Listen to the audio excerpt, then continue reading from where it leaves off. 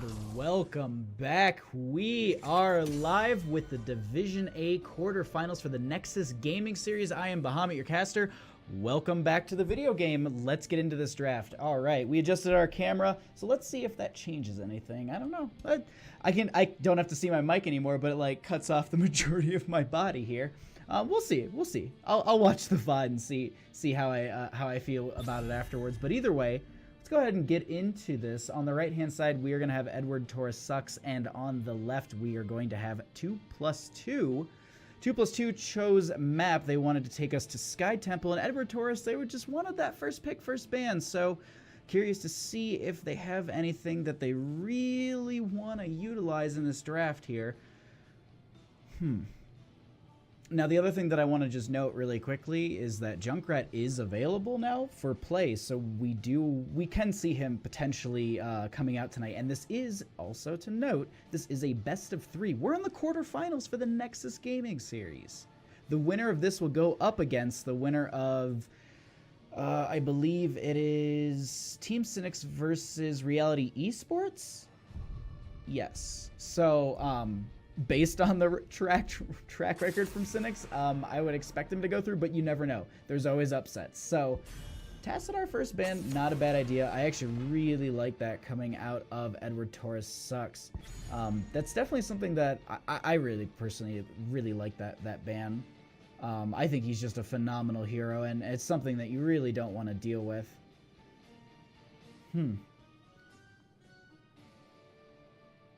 First pick, though, on the Sky Temple being such a large map, I wouldn't be too surprised to see them go for maybe some priority on the global. I personally think that Dahak is very strong here. Locking him in this first slot isn't a bad idea. It can work if you have a strong Dahaka player. I think he works with almost any composition. But overall, I wouldn't be too surprised to see maybe just I think a global in general, or they just lock in a really strong tank like an ETC. Actually, personally, I really would like them to lock in the ETC here. I think he's a very, very good pickup. I actually think okay.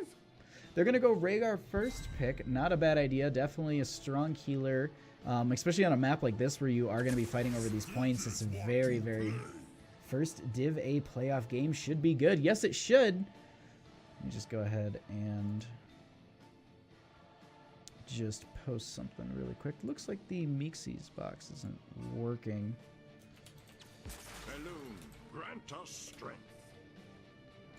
All right, and they're gonna have a Stitches into a Malfurion.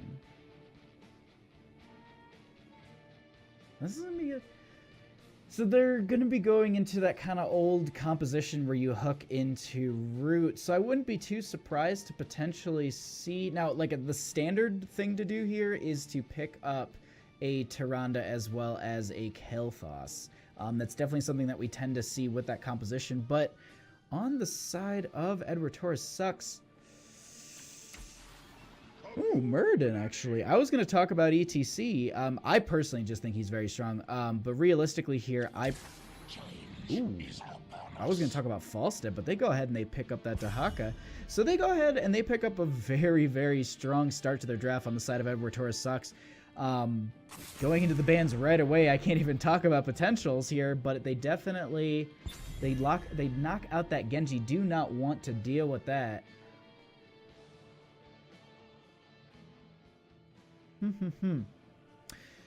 I personally think that see, here's the thing that I wonder. Now, I'm not the biggest mage player on the planet, so I can't speak a whole lot to this, but is there a potential consideration for a Kael'thas ban? If he works with this, if he's replaceable with the Kael'thas. Now, I mean, you are giving up a little bit, but I don't know. The way that their draft looks on the side of 2+2, I feel like it's a very later half of the game kind of draft. We could even see a Medivh coming out of them.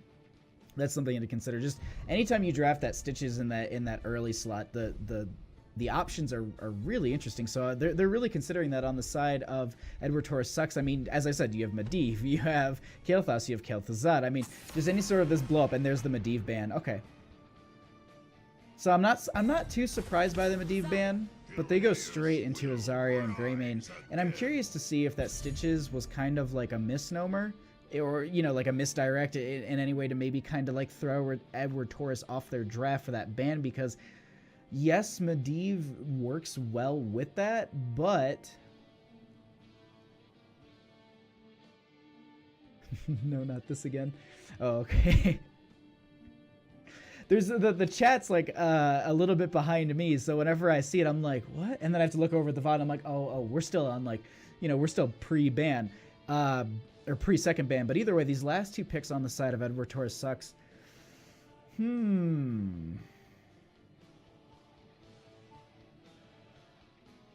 I feel like it was actually, like, I'm looking over at chat just really quickly, and I think it was a misdirect very early, just to throw off the ban. But either way, in these last two slots, they're going to need some damage. They could go for a hyper carry. I'm thinking they go in for a Falstaffe for a second global, and then they pick up... Ooh, I can't... that's... Alarak was me throwing something out. Ooh! So they go Li Ming for poke, and then they've got Cassia for blinds against the Greymane. It's also a little divey. It works well because Dahaka comes in for the brushstroke, so he's already in that backline. Then you can have Muradin leap in, because we still see people taking Dwarf Toss at 7, or the Impact Momentum. No, I'll remember it at some point. But you have Rhaegar diving in, you have Muradin leaping in, Dahaka's in the backline, Li Ming's poking damage, Cassia then uses Fen to get in. Like, I think that they've got a pretty good draft on the side of Edwardtorres sucks, and I think I see where they're going to be taking this. Now, on the side of 2+2, I can see some things, but, like, as I said, like, there's that synergy that I just listed off. It's very clear. You have Muradin, Rhaegar diving in, Cassia, you know, is being protected by that. You know, there's a lot of synergy on that draft, and I'm not saying that 2+2 is a bad draft. It's just there's a lot of later half of the game. Ooh. So they swapped out a couple heroes, but I really like the Greymane here. I would expect to see him in the solo lane. No, actually, maybe you'd see the Zarya down up against the Dahaka. Either way,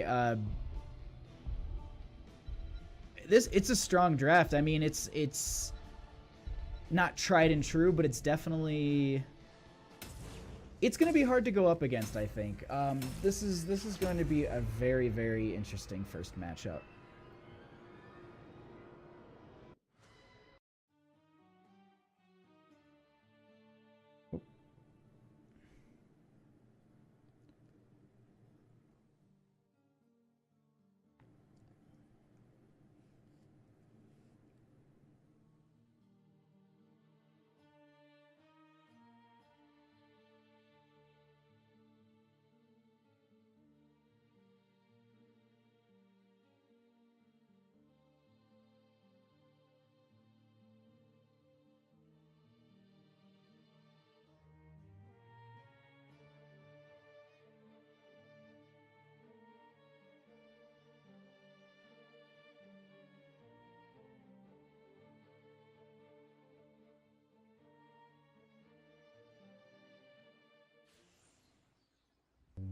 Alrighty, let's go ahead and get into this game here. On the left-hand side, we have 2+2 with Hollis on that Stitches, Axon on that Kael'thas, Redder on the Malfurion, McNulty will be playing the Zarya, and Skygam will be on that Greymane.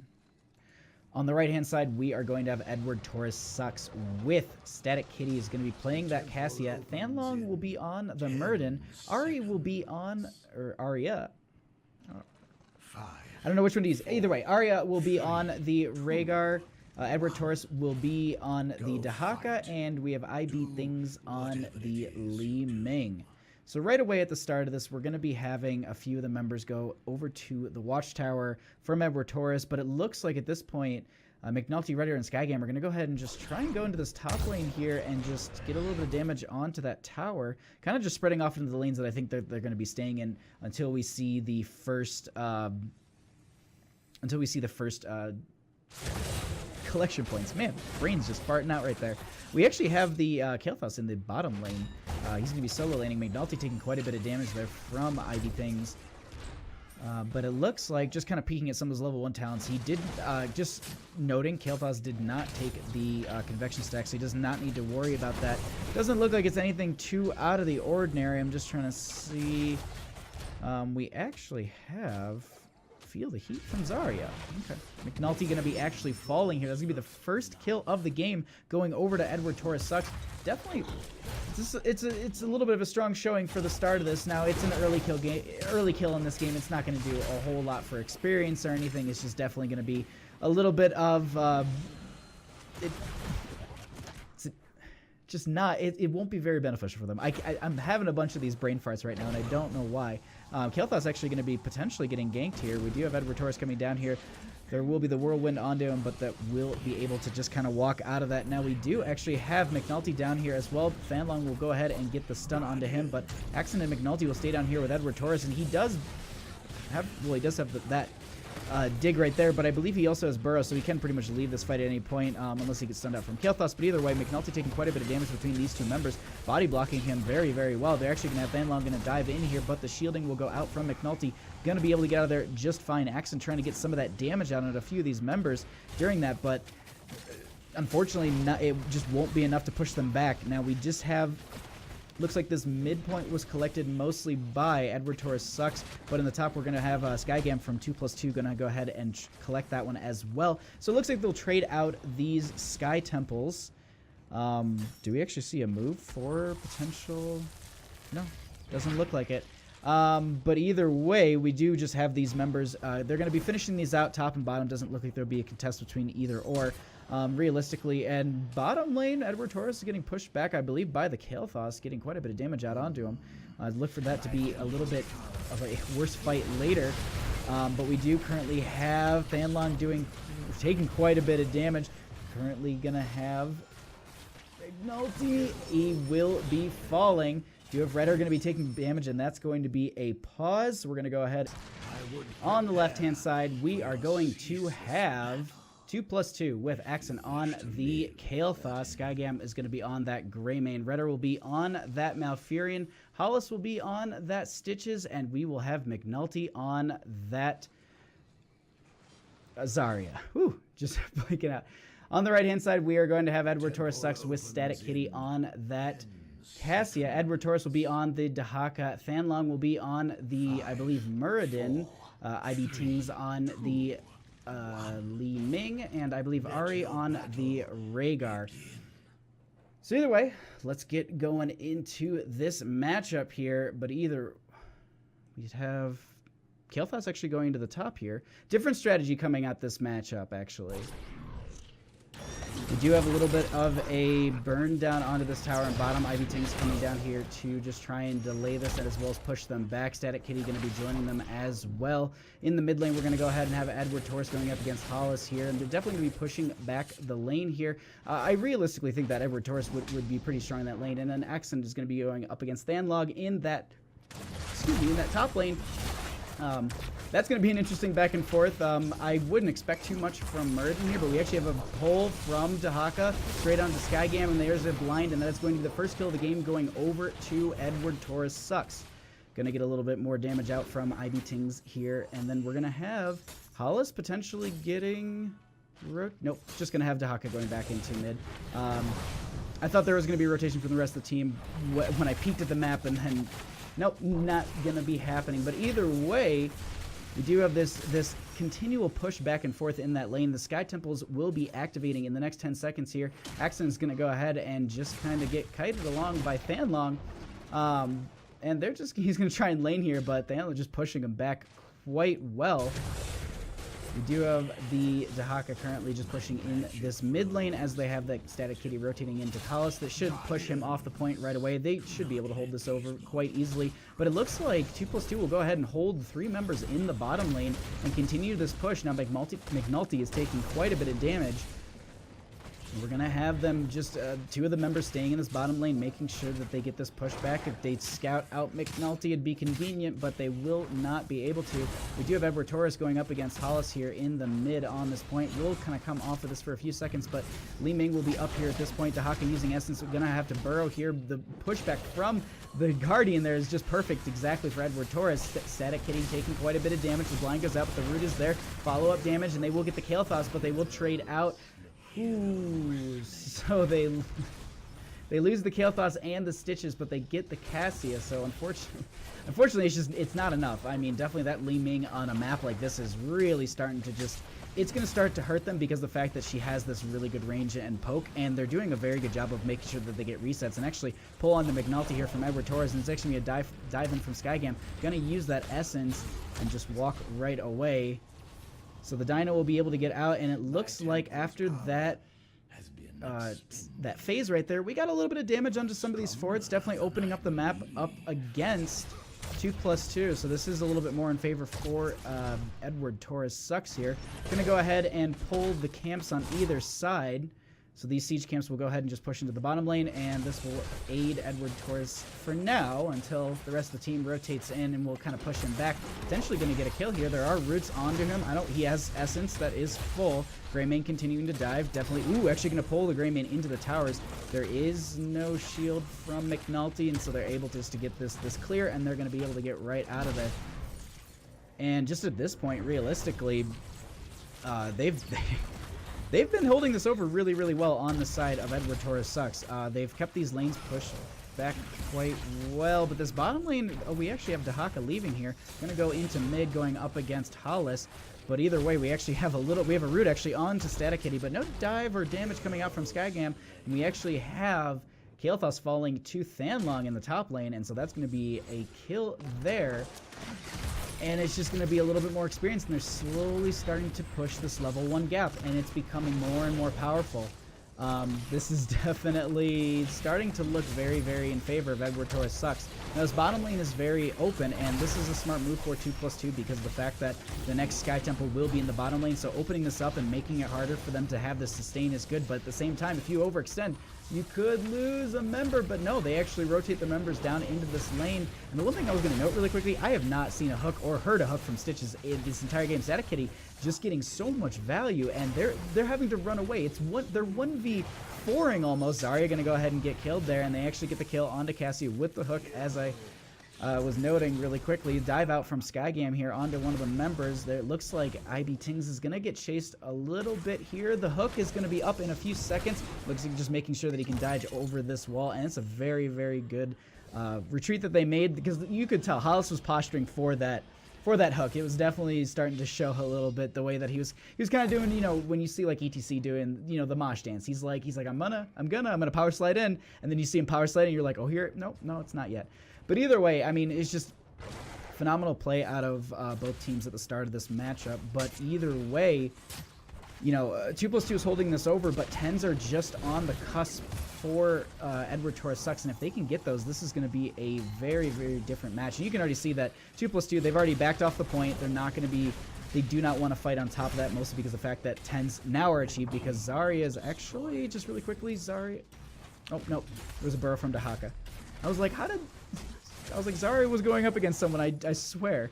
But either way, that is going to be 10s picked up on the side of Edwardtorres sucks. So with that about 2-level advantage that they've grown at this point, they're going to have Ancestral Wave of Force, Ball of Lightning, Avatar, and it looks like Isolation from the Dahaka. Now this top lane will be cleared out by the members of 2+2. Looks like they're going to go ahead and start to work on this hard camp, because they really realistically can't do anything about this mid lane push. They're going to have to just kind of give this over. McNulty's going to kind of get a little bit of poke damage here, not going to get an insane amount of value, but they have to give it over. Now, Greymane is still on this point. He will be able to get this out. Li Ming going to try and scout it, but it's just a second too late for any sort of invade.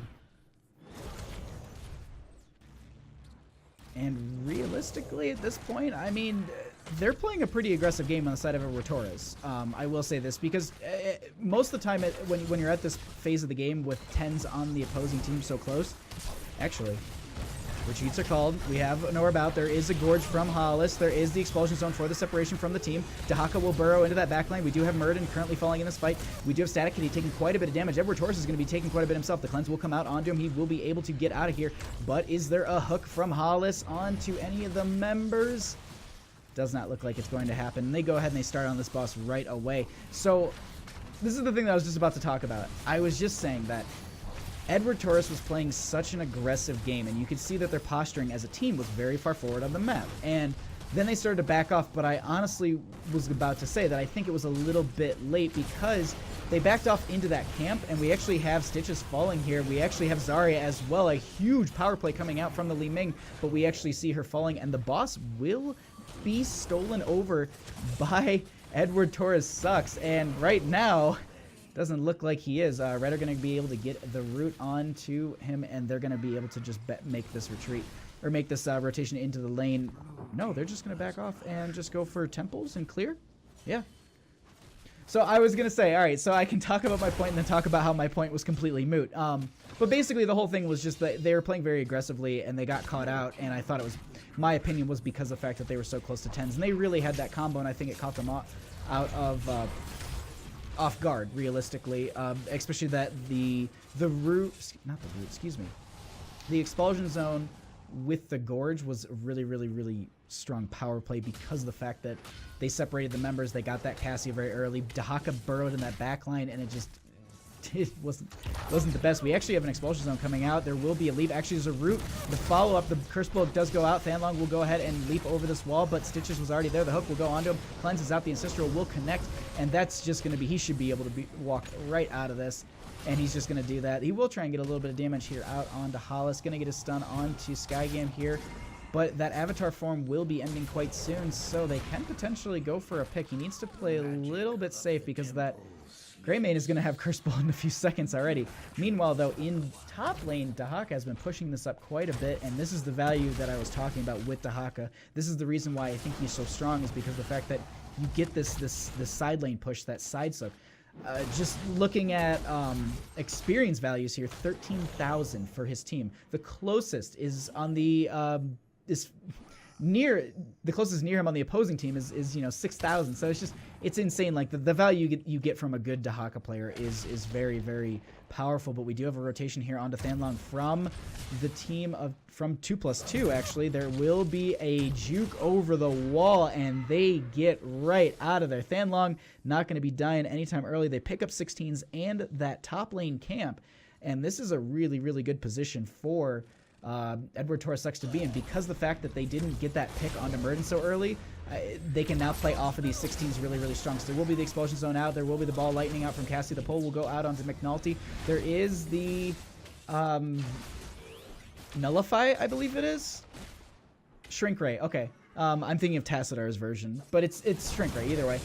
Shrink Ray out from the Malfurion onto one of the members there. We actually have a pull from Edwardtorres onto McNulty. The rest of the team is not here quick enough for the follow-up damage, but they are going to try and still get in on this fight with huge dive in from Thanlong. They get the kill onto Malfurion, and this potentially could be a keep. Even a game here. We do have Hollis starting to walk away. He does turn around for a quick second. McNulty going to be pulled in and killed as well. Zarya going to be getting going to be falling as well. It's going to be Stitches, and I wouldn't be too surprised if this was going to be the end of game number 1. They're not trying to end. They're actually really low here. They get the... Wow, that was really weird. They didn't end that. And we actually have a dive in from Greymane. He will be taking quite a bit of damage, and that will be the kill onto him. They actually get the root onto Static Kitty here, and it looks like they will be able just to get away from here. And they're going to go ahead and pick up this camp, and it will just be pushing into the top lane.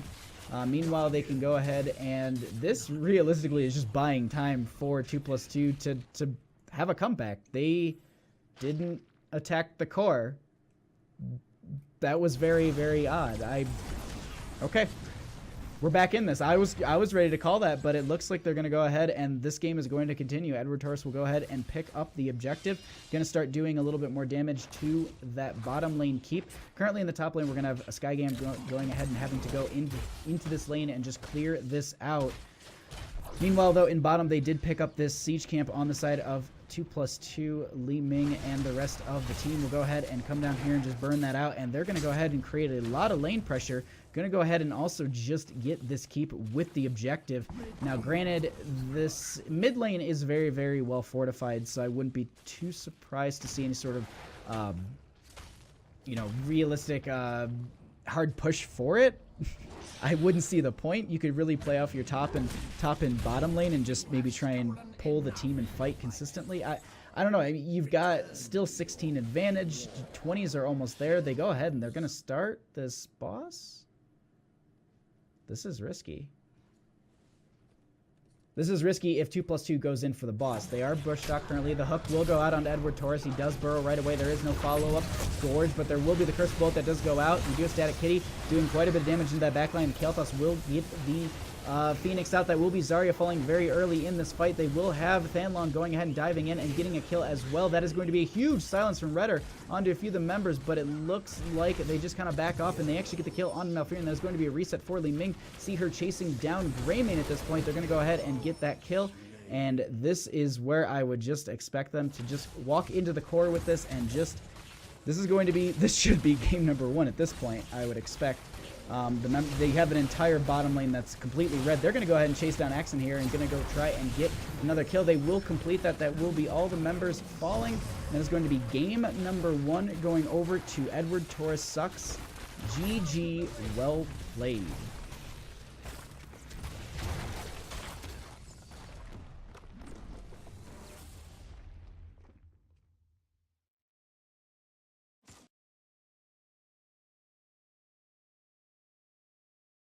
All right, and welcome back. Hi, everybody. Whew. What a game number 1. What a really fun game number 1. That was some insane back and forth. I mean, it was 5-17. There was that one potential for 2+2 to just come back around, but I personally think that the draft was really, really strong from Edwardtorres sucked. I had kind of gone over, in my opinion, why it worked so well, and realistically, the damage that was coming out from them, I don't think Malfurion was enough. The Zarya shielding was, yeah, it was, you know, it was good. It was still very good.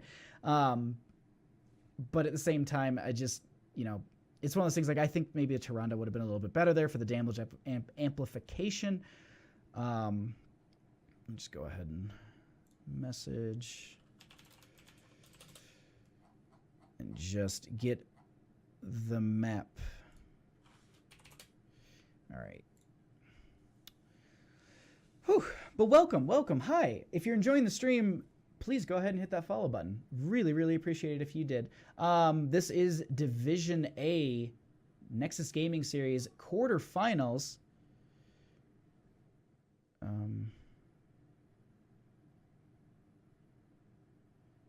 if we win the first game.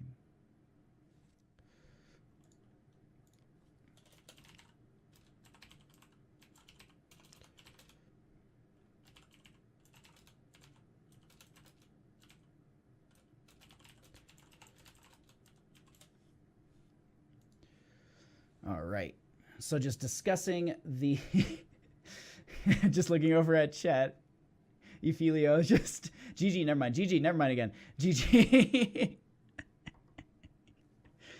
But we're just waiting on one of the members from Edwardtorres Sucks to just go ahead and let us know what the first map will be, or excuse me, what the second map will be.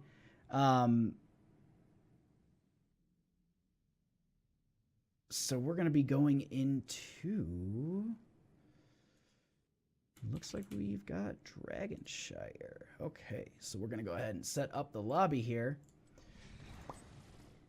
How is everyone doing tonight? Thanks for coming by. I really, really appreciate it. This is, it's a blast to be back casting NGS. I took a little bit of break because of the, you know, it was BlizzCon. I was just like, you know what? I'm just not going to stream. I'm not going to worry about, like, trying to stream in between games or things like that. I'm just like, no, I'll go ahead and I will just watch BlizzCon and have a blast. And that's what I did. And I hope everyone else had a blast watching BlizzCon and all the announcements and everything. There was some cool stuff. I really wish we got some new observer UI things, but the camera field of vision is very interesting. I'm very excited about that. I really, really like the idea of being able to open up because the view is basically what you get currently.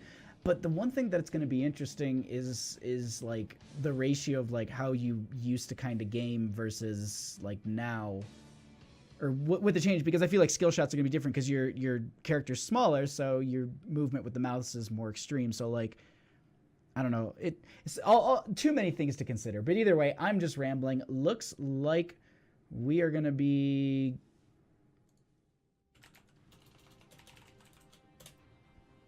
All right, just making sure that the teams are ready, and we will get going into game number 2 once they let me know. But I'm going to go ahead and update the scores myself. Go ahead and just put that right there, and all righty. So we'll just wait for them to let us know when they're ready. Until then, we'll hang out together.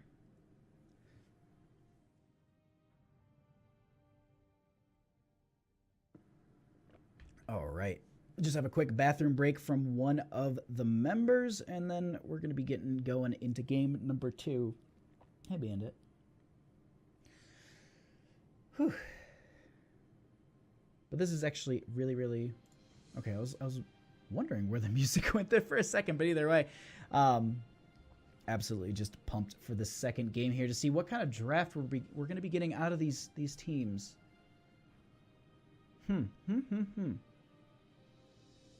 Because we're going to be going to Dragonshire, so the Dahaka priority, in my opinion, is still there, and I think he's actually really, really strong on this map. And also, oh, thank you so much for the follow, Jack Lee 129. Really appreciate it. Thank you.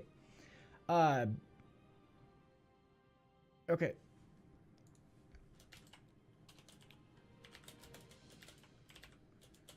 All right, let's get going. Oh, wow, Kairos, thank you so much for the follow as well. But let's get into game number 2. Dragonshire, thank you to the 2 new followers. I really appreciate it for mashing that follow button. Ooh, ooh, ooh, ooh. Where are we going with these drafts? We're going to Dragonshire. Now, the question is where... When I say where we're going...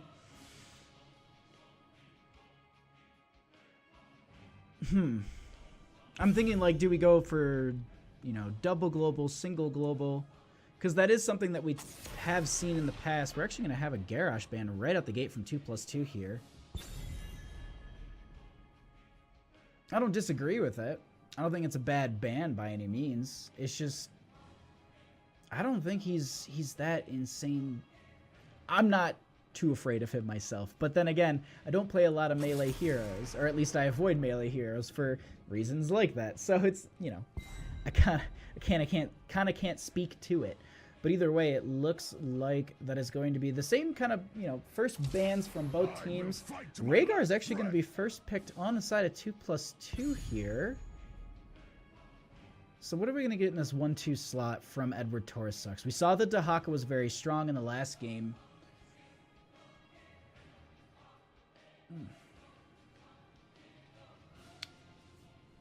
I personally think you could lock in, this is, maybe it's a little bit extreme, but you could lock in like a Brightwing and a Dahaka, or realistically, you could probably just take ETC Brightwing. I think that's a very strong combination, then hope or ban out the Dahaka. I put a lot of emphasis on him just because of the fact that he is pretty powerful in a map like this. There is that last second burrow into, you know, mid, bottom, top, you know, any of those lanes to definitely stop the objective from being controlled or even captured. So I always just put a lot of priority on him, and that's what we're going to see. We're going to see that same first pick Muradin, well, same Muradin and Dahaka, but I mean, kind of same draft realistically. It's just Rhaegar's gone over to the side of 2+2.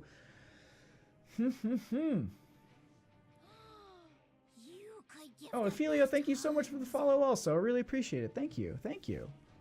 Thank you to all the new follows tonight, and welcome to everybody in chat.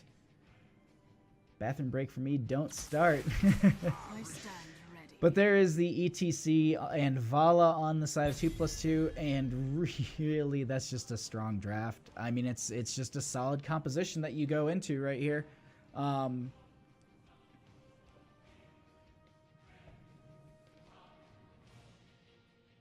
Yeah, I honestly, I really like it just because it is very just basic and standard, but it works because it's just a strong, well-rounded, some rounded picks. But ban-wise, coming out from Edwardtorres sucks.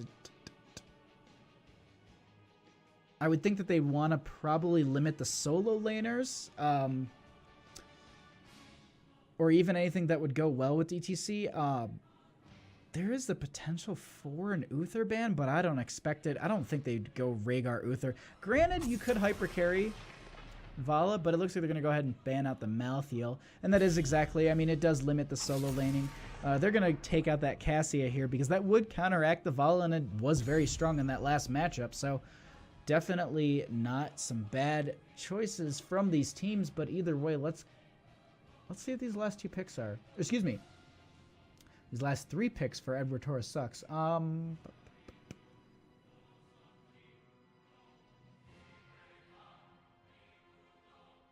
trying to think like what's going to be best for their composition, because they have their Dahaka for the top lane. Muradin will probably be mid-bottom, depending on how they do their lane matchups, especially with what's drafted on the side of 2+2.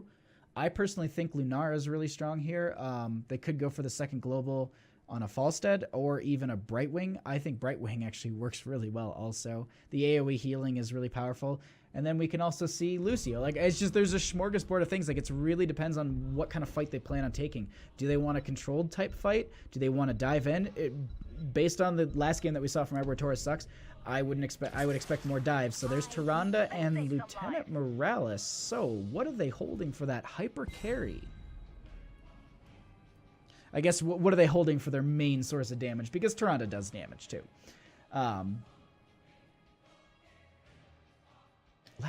These last two picks, though. Okay, so ETC, Rhaegar, Vala. Rhaegar, Vala will probably be joined at the hip unless they pick up an Ariel and then have Rhaegar do some solo laning. Ooh, I'm just trying to throw ideas out at this point.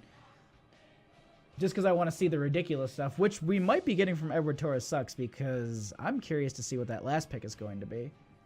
Especially with the damage mark from Tyrande. I doubt it's Junkrat, but one can hope. We do actually have an Uther. Not a bad idea. Okay. So just the Divine Shield from Uther on the ETC for Amash would be really, really good. But even then, just Divine Shield in itself is very strong. I am a little bit afraid. Tracers can be like make or break. There's Tracers who can get just bodied and countered. I will say this about Edwardtorres sucked. They kept me guessing their entire draft.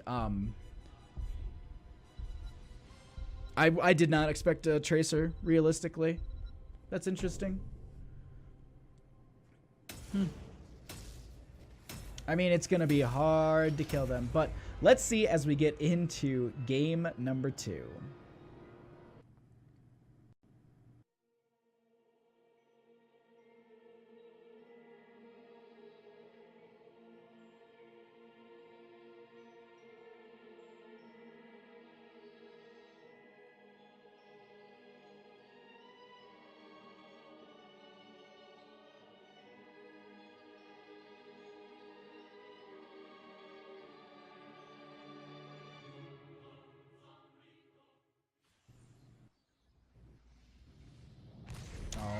And on the right-hand side, we are going to have Edwardtorres sucks with Ari on the Lieutenant Morales, IB Tings on the Tracer.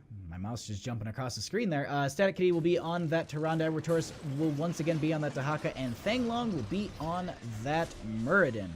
On the left-hand side, we are going to have 2+2 with Skygam going to be on that Falstead. Hollis will be on a ETC. Redder will be on the Uther. Axon will be on that Vala and McNulty will be on the Rhaegar.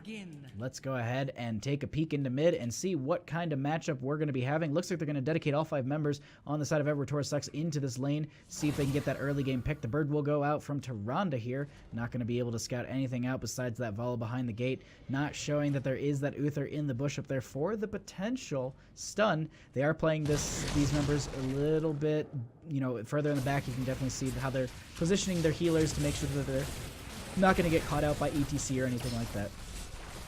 But either way, we do have Rhaegar, excuse me, Uther coming down. Rhaegar actually taking a little bit of damage here from Thane Long. Static Kitty going to get a little bit of healing onto him as well as Ahri.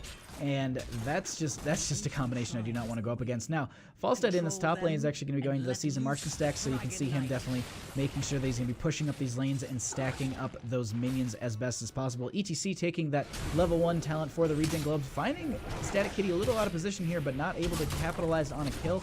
IB Ting's going to go ahead and get Power Slid on. There will be the knockback, the follow-up stun. There's the recall, but puts him in the exact same spot. Dive in from McNulty, but the healing will be there from Ahri, and they actually get counter, you know, healing back on to McNulty himself, and this looks like it's going to be a trade for health and just kind of flexing a little bit here. And this is definitely, as I peek over to Twitch chat, this will be interesting, Kairos. Yes, I agree. Hollis actually in his bush still. I don't know, can Thang Long see him?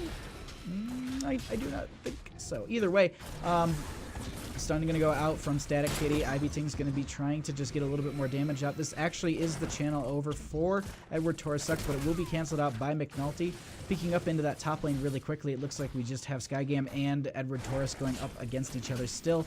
Do have Ivy Ting's doing a little bit of damage onto some of these members, not a whole lot. It looks like they are starting to get, trying to, at least they're dodging a few of the Static Kitties stuns, and it looks like they actually get the power slide on to Tracer here, and just she's been slowly whittling down this ETC. He's been getting some good healing out, but at the same time, this has just been a back and forth that is just never ending. And ooh, Thang Long, he's gonna go ahead and use that leap to get out, and it will not be a problem. At this point though, Hollis just Tracer consistently just not even being dealt with. They're just ignoring Tracer at this point. Hollis actually gonna get the power slide out. And it looks like they'll be giving this over. We do currently have McNulty in that mid, soaking up that experience, making sure that they try and stay ahead, and also making sure that if they do get this capture onto the point, it will not be snagged too quickly. They go ahead and they actually rotate Thang Long into the mid lane here. He's going to soak up some of that experience, but at the same time, we do have McNulty coming down into this bottom lane. This is a 4v4. This is potential for Murden to capture this, but it was canceled by top lane from Falstead. Little dive onto Ivy Tings here, taking a little bit of damage, but Ahri just consistently healing him up. Well, we have the break in between the talents. Let's go ahead and peek at some of these damage numbers here. Just the healing already. Either way, we actually have a potential pickup onto the Dragon Knight, but no one in mid to go ahead and pick that up. Falstead should be able to scout that out. Thane Long going to go ahead and get out of there. It looks like they will stop the channel, and that rotation from Dahaka will be kind of... It just takes him into mid, and he can go soak that up, but at the same time, that puts Falstead in a good position to go ahead and pick up the top Moon Shrine, and it looks like that's going to be held over. They do get a huge amount of damage out onto Hollis here, but he will be able to power slide out. Ivy Ting's trying to get a little bit out himself, but it's just going to be healed right back up. I mean, double healer is very hard against the Tracer like this, but even then, healing that Tracer is going to be very hard. I mean, at least till we see some of these later fights. We actually have a rotation up, and it looks like they were just tired of that four-man stalemate in bottom. They rotate Tracer up into this bush. They're just waiting for Skygam just to be a little bit far forward, maybe potentially go for a rotation and get caught out. They have both the members here. Currently going to get pulled in. There's the blink forward, but it looks like they actually are going to get the counter kill onto Murden in this bottom lane. And so that's going to be first blood going over to 2+2. Grenade did go out from Lieutenant Morales there, pushing them back a little bit. In top lane, we do have Dahaka still going up against Skygam, so that will be just the eternal back and forth stacking up. Ahri will go ahead and get another grenade out there and just peeking at... And that's actually interesting. Going for life support at level 1 over clear. Now, granted, I play... I play Lieutenant Morales to consistently just mess with everyone with grenades, so that's just me. But either way, It's interesting. It's an interesting change at level 1. Either way, we do currently have them picking up this bottom lane. They will be holding this over. The 4-man still down here, just pushing in this lane. They're going to go ahead and get the stun onto Hollis. Won't be able to do too much. Won't be getting pulled through the gate, but he is taking quite a bit of damage. We'll have the knockback power slide out. That will be the pulse bomb onto him, but he won't be falling. Still, just an insane amount of damage coming out from this Tracer this early into the game. Leap in from Muradin as well. But at this point, we do currently have both of these altars being held over by Edwardtorres Sucks. And do we see the potential first pick up Dragon Knight? It looks like that will be out of range. And so it's going to be the first Dragon Knight will be picked up by Edwardtorres Sucks. Looks like Uther will finish this level 1 questing talent just then as well.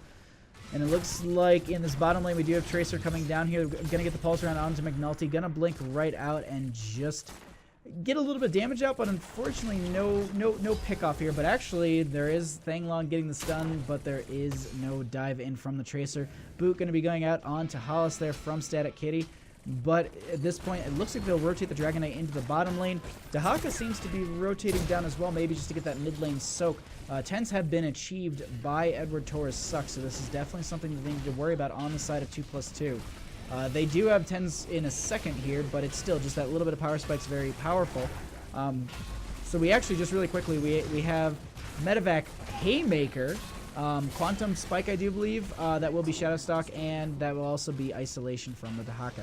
Now, 10s have also been achieved on the side of 2+2, so we have Divine Shield, Mosh, so there's Divine Mosh, we have a Gust, a Stripe, and a, actually Ancestral Gust, everything going off in the wrong direction, but there is the Mosh. They actually get the kill onto Tyrande here, so that was a really good pickup for the side of 2+2.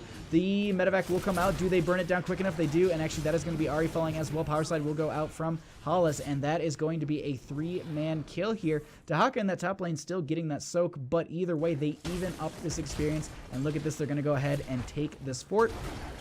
Opening up these lanes, as I noted in the last game, during, when there was a huge push for bottom, and they didn't win it over.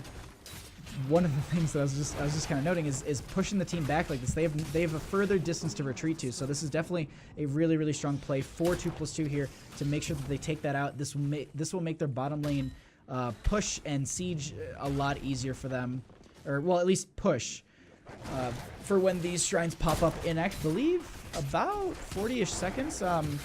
Just noting really quickly, we do have Sky Game going up into top, trying to soak up that little bit of experience, make sure that he also gets the stacks for his Season Marksman.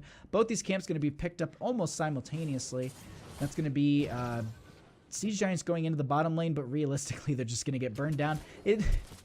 The funny thing about this, like, sometimes it's just like I look at this and I'm just like, I feel like the teams are just creating things to do until basically the objective, because they don't want to fight, which of course, I mean, that makes sense. You don't want to always be fighting, and especially in a situation like this, if you do lose a couple members, you could give the other team 13s off of that. And actually, we do have the power slide in. We do also have the cleanse go out. Shadowstalk will be out, but that will be Thanglong actually getting the Haymaker out onto Hollis here.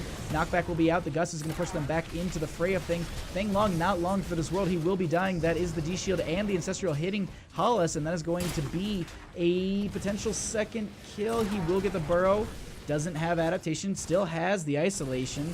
Will he use it? The slow will be out, and they get the kill onto Dahaka, and that is perfect timing for 2+2 to go ahead and get the 2 Dragon Shrines. I do believe Falstad has flight. Nope, he does not for the next 22 seconds. So we won't be seeing him just utilizing that to get to that top lane, and that will be a little bit of time, that will buy them a little bit of time on the side of Edwardtorres Sucks to go ahead and just push back their lanes, get a little bit more map control, get their pacing back in their favor. We still have, as I was saying in that last fight, it pushed them over to 13s, but here, exactly, we have them, Tracers clearing a 1 lane. They're going to go ahead and just get their 13s off of that. So it's pretty much a very even game at this point. The real question that we're going to be seeing is just who takes the next fight, because that last one was very strong. We have pings coming out. Falstad has Gust. Are they really about to fight? Retreat's called out onto Thanglong. I believe he does have the Dwarf Toss. The Haymaker was used through the wall. There will be the bird that goes out, and they fought over this the entire time. They actually stole away the Dragon Knight, and Thanglong will get out of here. So they get the camp. They don't get the kill, and they lose out on the Dragon Knight. And this is a 10-minute Dragon Knight, not the strongest thing in the world, but still, it's the objective. You can push with it. It's going to body some of that damage, and it's definitely going to give you that lane advantage. Now, in bottom, we also have that hard camp pushing down there. Top lane has the exact same thing. A little bit of a skirmish potentially happening in mid. A little bit of posturing. Actually, McNulty diving into Ivy Tanks here. We do have Thang Long doing a little bit of damage, but that will be getting healed up right away. Dragon Knight will be rotating into this top lane, but mostly used for the clear. Going to get the kick onto Skygam there. And realistically, this has just been kind of delayed out. I don't see a whole lot of value off of this Dragon Knight. They got a little bit of push power here, but realistically, there is the power slide through. A couple of the members, Edwardtorres is a little out of position here. Thang Long is getting body blocked by a couple of members. Mosh is up. They could go for it. There was the potential. I think there was the potential, like, posturing for it. I don't know. Hollis looked like he was doing the dance, but either way, it looks like the Dragon Knight will be... We'll just go out at 1%, and they're going to go ahead and utilize Brushstock. Static Kitty going to go ahead and join up with the team. Going to get the double stun into a couple of members. Pull on to... that is just going to be out right away. Accident's going to go ahead and use the strafe just to kind of push some of these members back, and that's going to be burned. Now, meanwhile, in bottom lane, that mage has been pushing and just kind of keeping this lane a little pushed up for them. 2+2 will go ahead and pick up the siege camp. Question is, do they scout out this one as well? It's been started by Ari. Thanlong will be on it, but Hollis looks like they're going in for the invade. And with the fights that they've been taking, Edwardtorres does not want to take this fight here. And it looks like they're going to go ahead and they push them back. Falstead also flies down here for the potential fight. Tracer going to rotate down, but they go ahead and they steal this away, and that's pretty dominant of them in this matchup. We actually have Edwardtorres getting body blocked a little bit. The cleanse will go out in time to make sure that the stun is not followed up. We do have Thane Long trying to burn this down with Tracer, but they actually get kind of zoned away here, and this will go right into the lane. And I do believe we are quite close to another Dragon Knight phase here, but we do have a little bit of a fight. Thang Long actually going to get slid on here. There is the tongue in from Dahaka, actually going to get pushed. Hollis back, the Haymaker into the wall. There is the ping for assistance. The Ancestral will connect, pushes everybody into the wall with the gust from Skygam there, but they will be able to get through the gate, and this will be 16s closely achieved. Actually, excuse me, a huge fight happening here. Thane Long over the wall and actually going to be jumping back over. Strafe going to be going out from the Vala, but at the same time, it's just delayed out, and it looks like... So 16s will be achieved on the side of 2+2. They are far forward here. The stun will go out. They do get the power slide out. That will be a stun on to the Toronto. They get the kill. The pull in, though, on to Hollis. They're from the Dahaka. Does interrupt that Mosh, but at the same time, they still got that kill onto the Toronto. So this is a very, very good situation for 2+2 to be in. They go ahead and they start to burn down this keep. Slide will go out onto Thane Long. Cleanses there. Goes ahead and hits few of the members there, but just they steal away the keep, and it looks like they will back off at this point. Skygam should have flight at this point, should be able to go right into that top lane. They will have Hollis, excuse me, they'll have McNulty going into bottom, capturing this point. Now they just need to rotate someone into mid quick enough to pick up the Dragon Knight, as well as just zone away the members from stealing this out. It looks like Uther will be there in time. I don't think Lieutenant Morales can block this with a grenade, and that will be the first Dragon Knight for 2+2 picked up. And so there's about a three-minute difference between these, so the scaling isn't insane, but it's still, it's as I was saying, there's push power with this, and you know, you have something to body a lot of that damage. They're going to go ahead and kick the Tracer out of the way so that they don't have that burn down on them. It's going to go ahead and start working on this fort. Potential pick off on the Skygam here. We do have Static Kitty going ahead and posturing up a little bit here. They're going to go ahead and get the debuff. There will be... No. They do not get the stun, as the debuff was there, but unfortunately there was no tongue follow-up or stun, so they couldn't get the burst that they needed. But actually Tracer falling really, really low here. Going to fall to Vala. And that is not a kill that you want to be having as a Dragon Knight with 50% health and 30 seconds left. Is approaching your second keep, or your mid lane keep, that is, and you've already lost one in bottom lane that you've had catapults pushing too. Just the situation for Edwardtorres sucks is not the best. We actually have a huge... Oh, McNulty was about to fall a little bit low there, but the gust came in to save him. Edwardtorres getting pushed back there. Gonna get kicked onto him as well. And I have to say, this is a different team than we saw in the first game. 2+2 is definitely starting to push back these lanes and start to really take some of these fights. Gonna go ahead and just work into this mid, open this up a little bit. The Dragon Knight will end. They get a 3-man stun, actually, excuse me, 4-man stun there. Bird does go out. They get a couple members with that as well. But either way, it looks like they just disengage. Actually, Dahaka going to be burrowing up right next to a few of the members. The knockback from the ETC will be there. And it looks like they disengage from this 100% because Edwardtorres sucks. They want to take a fight at this point. This is the time. If they can take a fight pre-20 and they can win this over, this is when they get the snowball in their favor and the game starts to shift over. But they need to start dedicating some people back to their core because of the fact that 3 catapults bottom, 2 catapults, excuse me, 1 catapult mid. It's just overall, these lanes, bottom and mid, are going to naturally push themselves out a lot, and they're going to need to respond to these. And meanwhile, Dahaka's in that top lane trying to push and keep experience up, but it's very hard to do that when you've got the best, when your assassin is at the core with your healer. It's just, they won't be losing the percentage or anything here, but definitely still, it shows some of the members of Edwardtorres sucks, and actually does Dahaka, he's going to get power slid on.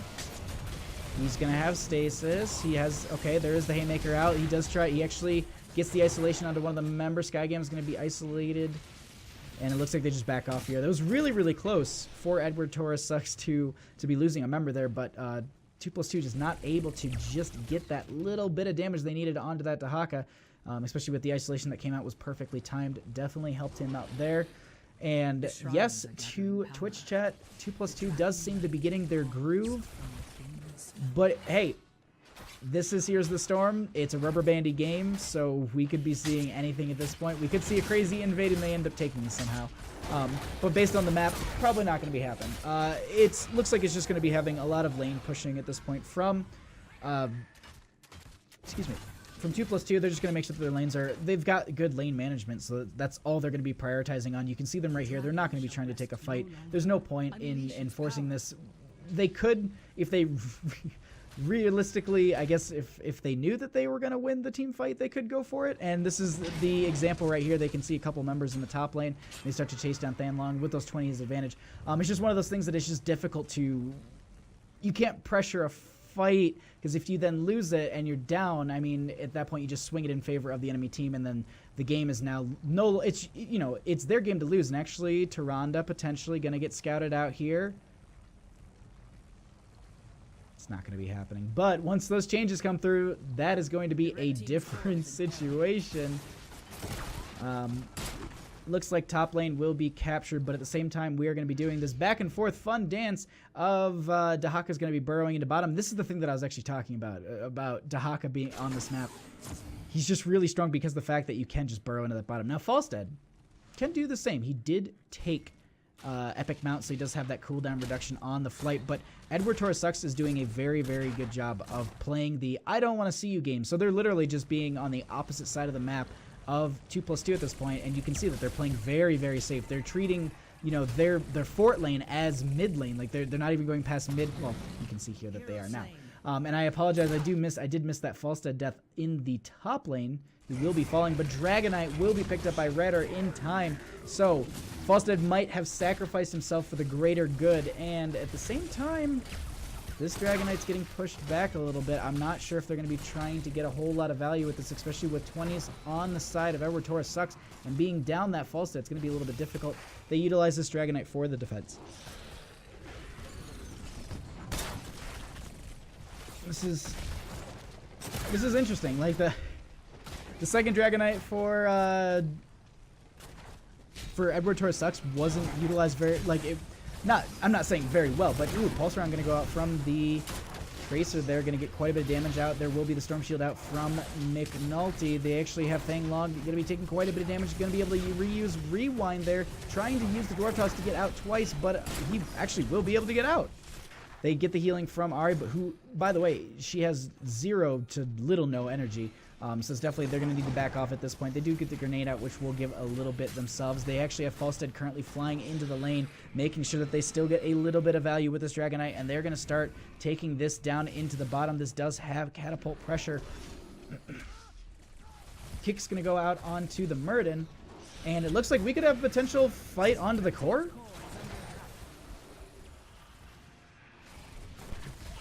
So they currently get the kick on a static kick. There will be the Ancestral on to Hollis. The Storm Shield does go out. That will be the Dragonite ending. We do have Redder out of the Dragon now. We do have a few of the members going on to this core. It is falling a little bit low. Axon is a little bit low himself. We do have... He's getting chased away. The Cleanse does go out, which Trying to just get all the members here, but Falstad is the first one to die here. We actually have a mosh on the 2 of the members and will get knocked out quite quickly. Hollow's falling a little bit low. Rhaegar's going to be falling as well. And this is going to be a 62% core saved by Edwardtorres Sucks. And that is going to be the entire team wiped. And here's the question. Did he take redemption? He did. Okay. Wait.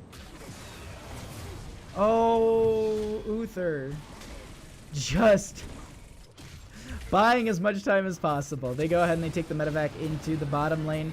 Looks like Tracer will go ahead and get the actual kill onto Uther, but hey, they lost another 32% during that little bit of time there. So they're going to try and burn this down, but I have to question this. I don't think they can get this in time. They can probably give themselves... They can probably get the keep, yes, but Falstad's up. He has Gus, so that's going to buy a little bit of time. Yeah, no, this is just going to be a keep falling. I don't expect this to be... Ooh. Do they actually even save the keep, too? There's no way. Rhaegar's back. ETC's back. I know this isn't savable. But there was hope for a bleak second there that it would be saved over, but at the same time... We do have the entire team in this bottom lane. No one's Hearth. And they need to get back. They need to get someone back soon because they are going to have 2 catapults approaching that core. Now, the nice thing that they did on the side of Edwardtorres Sucks is they got that bottom lane keep. So these lanes will kind of, push out equal because the fact that you have catapults pushing against catapults. So they should kind of, land in the same spot. But this core right now. Okay, so we have Dahaka currently back. And he should be able to get the clear onto this quite quickly. We'll pull the core attention over to that one, and they will be able to just save that. Not surprised realistically, but hey, you always kind of, you get a little excited for those kind of moments. Now, without 20s, or without the advantage that we saw from 2+2, we can see them playing a different game at this point. When they had the talent advantage, and you can see this with most teams. I'm just using this as an example because you can definitely see that the playstyle from both these teams has changed. They're playing a lot more passively. They're making sure that they're not taking bad fights, because if you take a bad one at this point, realistically, this could be the game for you. Anyone can walk bottom lane. 2+2 could just walk bottom and top, or bottom and mid. Now, this is a fight this is still going back and forth. There is the stun out onto 2 of the members, but it looks like it's just going to be an even. Just they push them away, and that's actually going to be the top fort getting pushed down by Dahaka as well. Or excuse me, not Dahaka as well. That's just the hard camp that was picked up way earlier. Dahaka is going to be pushing that back. They actually get the bird onto a couple of members there. Falstad, I believe, should have flight at this point. Almost all the ultimates are actually up as well. And realistically, 2+2, they're just saying that this is the lane that we need to defend. Every other lane is fine. We've got forts and everything. So they've just dedicated their entire team into bottom, and Dahaka can come in at any moment. IB Ting's in this bush over here. I'm a little bit worried. There are a bunch of blinks to get out, and it looks like they go in, trying to get a little bit of damage onto Axon there. And it looks like they just go ahead and they do that exactly. But once again, Catapult's naturally just pushing mid, pulls Dahaka back, and now that they see Dahaka's there, they get really aggressive. He does go ahead, comes in, gets the actual... Ooh, there is the Ancestral onto Uther a little bit earlier there, and there was the Gust for the disengage. But that's also Burrow down for Dahaka now, and he also took the splash on the isolation, so he doesn't have Brushstalker, so that's a minute without Brushstalker at this point, so he's going to need to... They're going to dedicate the Tracer into that mid to push that back as well. At this point, we're going to see a few of the members from 2+2 go ahead and go onto this camp. Falstad will start to rotate up, and he's actually doing that kind of sneakily. He's not going to be showing, so he can definitely get onto that point, and they get the capture, but at the same time, we do have Thanlong in bottom, going to go ahead and get the hold on this. We do have ID Things taking quite a bit of damage, going to get healed up by Ara here. We do currently have Redder getting just pulled and stopped by Edwardtorres, but we actually have a huge chase here. We do have Skygam coming in at this point. 10 seconds on the Gust. There is a Mosh that came out. D-Shield goes out. Torbuzz from the Mosh onto 2 of the members. They have some follow-up damage. The stun is onto Murden, but Thanlong, it looks like he will be able to get out. He uses Rewind, jumps right back into the fight, gets a stun out onto one of the members, I do believe. And it looks like Edwardtorres Sucks and 2+2 are just going to be trading out a few ultimates, and just... it's a back and forth that no one really lost anything out on. Granted, bottom lane starting to stack up a little bit here, especially with these Siege Giants. We do have Rhaegar currently coming down here. The bird does go out. We'll scout him out, showing a few of the members. They do start to make this rotation into the lane to make sure that they get this clear. They're not going to be taking that fight. Now the question is, do they go... Okay, the danger pings are out. Oh, Blizzard. Another thing, when you're a caster, can you make it so that I can see which team are pinging the danger so I can, you know, make note of that? Like, oh, Thanglong's telling his teammates that, you know, there's danger, don't go this way. Like, you know, just little things. Like, camera zoom, cool. Give me more observer things. We do actually have Edwardtorres taking a little bit of damage. Gonna pop the Essence at this point. Axon actually gonna get stunned out and followed up as well. And that... Oh my god, it will be the kill from Murden, who leapt in, but at this point there will be the Haymaker onto Redder here, and they actually have the potential for the pickup onto the Dragonite. They do have Dahaka in bottom lane. Falstead is going to be up in top. Does he have a flight? He has Gust ready. Does he use the flight and the Gust to push a few of the members into the lane is the real question here. I have to say, Dragonite is such a fun map to cast on, because these matches can go very, very long. And I absolutely love casting on this map. And this is, ooh, Static Kitty. Actually, are you going to go ahead and pick this up? They cannot channel this in time. So they pick up this Dragonite, and this is a 26-minute Dragonite. They need to go to core and defend. D-Shield goes out, the Gust is there, they completely disengage. They need all of the members alive for this defense. Edwardtorres sucks. If they take this with the Dragonite, this is going to be 2+2 getting knocked out of NGS, and Edwardtorres sucks will be going up against the winner of Synx versus Reality. Now, things can happen here. Things can happen. We actually have a pull on to Hollis. There is the Ancestral that connects onto. Does get the power slide out onto IB Tings here. And it looks like they're starting to spread a few of the members out here. Hollis taking quite a bit of damage. The Mosh goes out onto a couple of the members. Do we see another Torbus? Kick will be out to interrupt the Mosh Pit.